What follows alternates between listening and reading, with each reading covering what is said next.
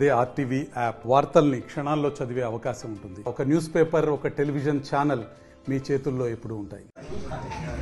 జిల్లా యొక్క ఎస్సీలకు రావాల్సినటువంటి పథకాలు అమలవుతున్నాయా లేదా అని ఢిల్లీ నుండి వచ్చి ఇలా జిల్లా లెవెల్లో రివ్యూ తీసుకోవడం జరిగింది.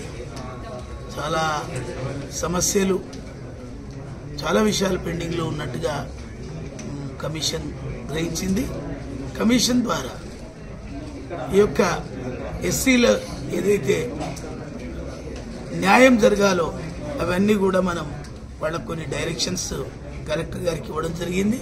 కలెక్టర్ గారు కూడా సానుకూలంగా స్పందించి ఎప్పటికప్పుడు ఎస్సీ భూములు ఏవైతే లావాని పట్టలు ఎవరైతే అన్యాక్రాంతం అయిపోతున్నాయో, వేరే రియల్ ఎస్టేటర్లు వాళ్ళ యొక్క భూములను లాక్కొని ఈ బినామీ సర్వే నెంబర్లు మీద పట్టా సర్వే నెంబర్లు వేసి బినామీగా లావాని పట్టాలు కూడా చేస్తున్నటువంటి విషయంలో కూడా కలెక్టర్ గారికి ఆదేశాలు చేయడం జరిగింది.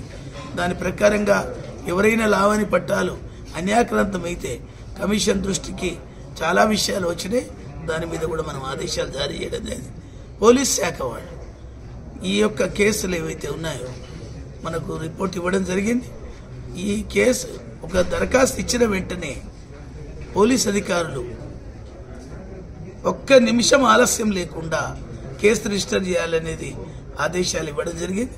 దానికి కూడా ముగ్గురు ఏసీపీలు కూడా వారు ఒప్పుకోవడం జరిగింది. వెంటనే మేము కేసు రిజిస్టర్ చేస్తామని. ఆ విషయంలో కూడా చాలా చాలా సంతోషం అనిపించింది.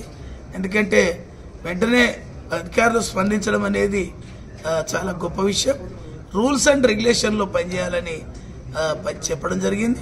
ఒకవేళ రూల్స్కి ఎగనిస్ట్గా ఏ ఒక్కరు పనిచేసినా డిసిప్లినరీ యాక్షన్ కమిషన్ తీసుకుంటుందనే దాని విషయాన్ని కూడా మనం చెప్పడం జరిగింది.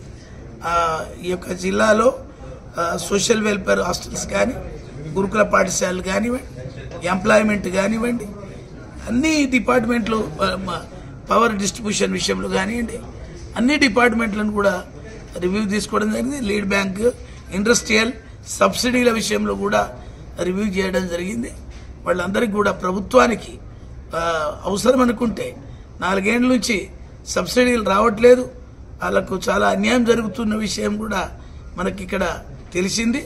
దీని విషయంలో ప్రభుత్వంలో ఉండేటువంటి ప్రిన్సిపల్ సెక్రటరీ పిలిచి తప్పనిసరిగా ఢిల్లీకి పిలిచి వాళ్ళ మీద మేము ఆదేశాలు కూడా జారీ చేస్తాము. ఒకవేళ చేయకపోతే డిసిప్లినరీ యాక్షన్ కూడా తీసుకుంటాము. వెంటనే సబ్సిడీలు రాష్ట్ర ప్రభుత్వం ప్రధానమంత్రి ఎంప్లాయ్మెంట్ జనరేషన్ ప్రోగ్రాం ప్రకారంగా ఎలా అయితే టెన్షన్గా సబ్సిడీ పడుతున్నాయో, స్టేట్ గవర్నమెంట్లు కూడా అలాగనే టెన్షన్గా వాళ్ళకి సబ్సిడీ ఇవ్వాలని కూడా చెప్పడం జరిగింది. దాని గురించి కూడా మా దృష్టికి వచ్చింది కాబట్టి ప్రిన్సిపల్ సెక్రటరీ పిలిచి ఈ ఇండస్ట్రీకి సంబంధించినటువంటి ఢిల్లీకి పిలిచి ప్రభుత్వానికి కూడా లేఖ రాసి అక్కడ పిలిపించుకొని యాక్షన్ తీసుకుంటామని తెలియజేస్తున్నాం. మరిన్ని వీడియోస్ కోసం ఛానల్ ని సబ్స్క్రైబ్ చేయండి. లేటెస్ట్ అప్డేట్స్ కోసం వాట్సాప్ ఛానల్ ని ఫాలో చేయండి. అండ్ లింక్ డిస్క్రిప్షన్ లో ఉంది.